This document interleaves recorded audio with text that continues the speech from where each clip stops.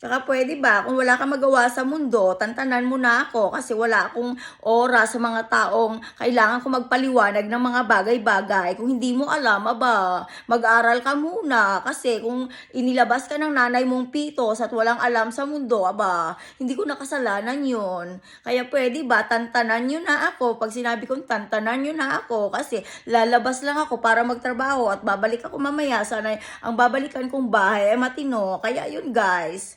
Thank you for watching guys. How are you? Ako nga to, si Rods. Kaya ayoko nang iniistorbo-istorbo ako ng mga tao dito. Kunwari, ayaw nila sa akin, pero pinagsisiksikan nila magkaroon ng appointment sa akin.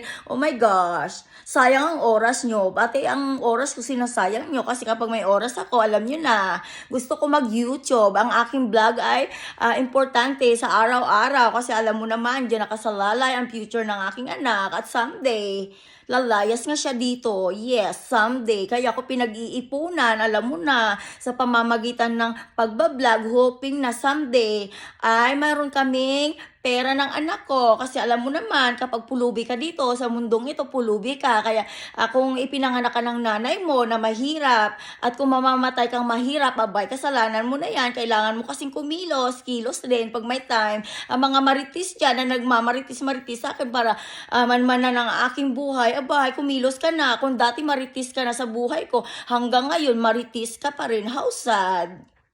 Bye. Thank you for watching guys. Please subscribe and share to my video. And subscribe to my YouTube channel. So I need to be clear, you know. Bye.